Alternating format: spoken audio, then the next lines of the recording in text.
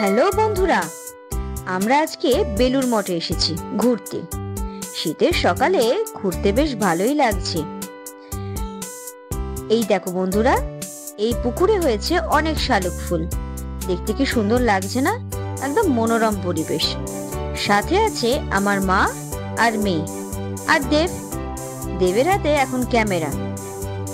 তো আমরা আস্তে আস্তে এগিয়ে যাচ্ছি লঞ্চ ঘাটের দিকে, কিন্তু আমরা লঞ্চ ঘাটের দিকে যাব না। এখান থেকে লঞ্চও ছাড়ে বেলুড় মঠের ওই পারে যাওয়ার জন্য।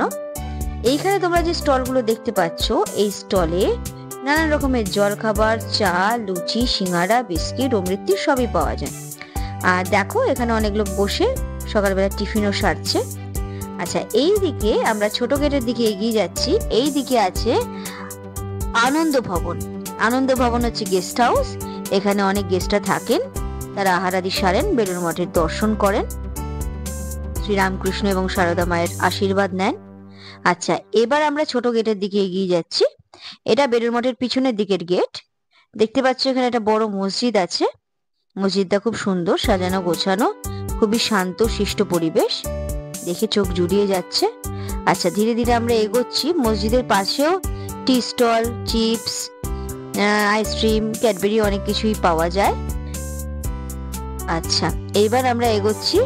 এই সামনেই পড়বে জুতো রাখার স্থান, যেটা কিন্তু নিঃশুল্ক, অর্থাৎ বিনামূল্যে জুতো এখানে তোমরা সংরক্ষিত রাখতে পারো। আবার টোকেন দিয়ে জুতো আবার নিয়েও নিতে পারো। এই যে এখানে এখন এটা বন্ধ আছে, এরপরই খোলা হবে। আচ্ছা, আমরা এবার ধীরে ধীরে বেলুড় মঠের গেট দিয়ে ধীরে ধীরে প্রবেশ করব। এই দিকে প্রবেশের পরে প্রথমেই শ্রী শ্রী মায়ের মন্দির, তারপরেই গঙ্গা দেখা যাবে। আচ্ছা, এইখানে আমরা প্রণামী দেব। প্রণামী দিয়ে আমরা মাকে দর্শন করব। এদিকে মায়ের মন্দিরে আজকে প্রচুর ভিড়, সেদিনে মায়ের জন্মদিন ছিল। প্রণামীর দিকে আমরা আস্তে আস্তে এগোচ্ছি প্রণামী দেওয়ার জন্য।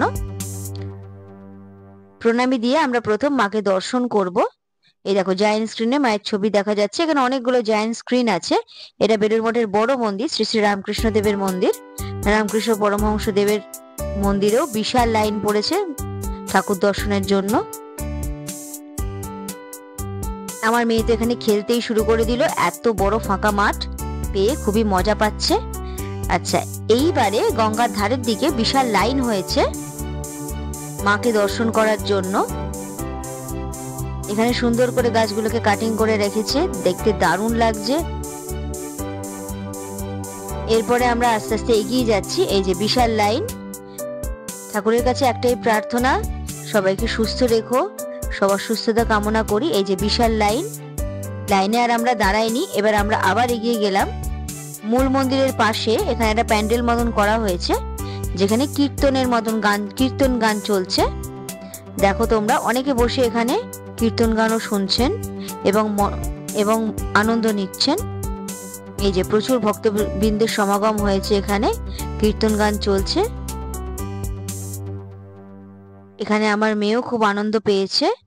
সুন্দর আকাশ, মনোরম পরিবেশ, দেখতে খুবই ভালো লাগছে। আচ্ছা, এরপরে আমরা